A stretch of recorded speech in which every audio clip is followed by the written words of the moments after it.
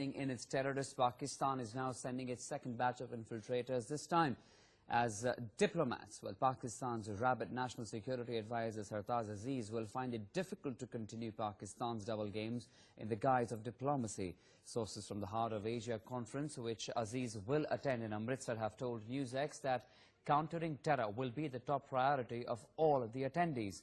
The draft of the counter-terrorism strategy to be discussed at the meet provides practical and effective binding responsibilities, actions and solutions to address the menace of terrorism. If the strategy is adopted, it is expected to obligate Pakistan to act against terrorist groups operating from its soil that target Afghanistan as well as India. The war has to be the last option. What are the options open for us? War, surgical strikes, or dialogue? We should not have any any situation where we don't have a dialogue with our neighbors. Mr. Aziz is coming to Pakistan, to Amritsar. Let the agenda be fixed by our national security advisor.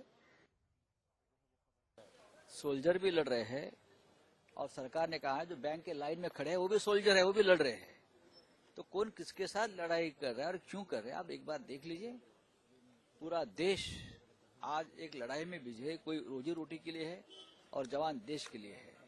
जो high commissioner यहाँ बैठा है ना पाकिस्तान का, उसको पकड़कर इस्लामाबाद के flat में बिठाओ, वापस भेज दो, यहाँ ताला लगाओ. Madhav, coming back to you, we're looking at pressure that continues to mount on the government on Sartaj Aziz's visit for Heart of Asia conference in the first week of December. So much so we've had the ally. We just heard Sanjay Raut also saying that at least the High Commission in New Delhi should pack up its bag and be sent back. So much opposition from an ally also really coming in on how India wants to pursue this with Pakistan. Right, the Sartaj Aziz is attending Heart of Asia conference in Amritsar, and it's just days away.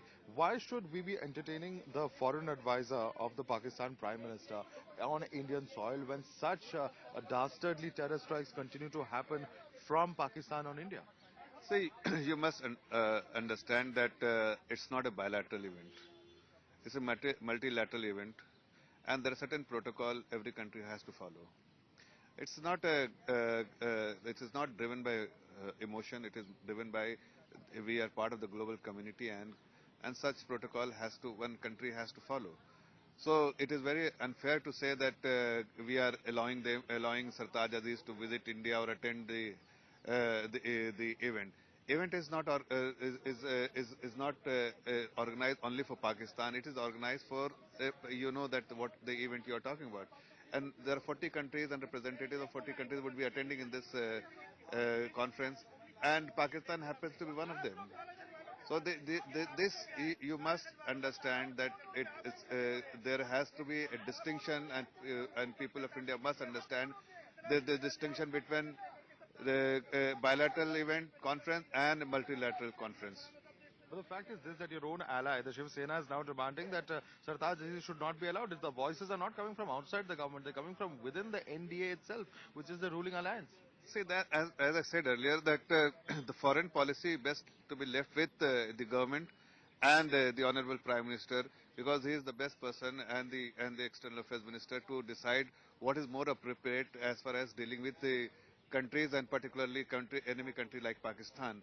And when you are part of the global community, certain protocol you have to follow, and a certain constraint you have to live with.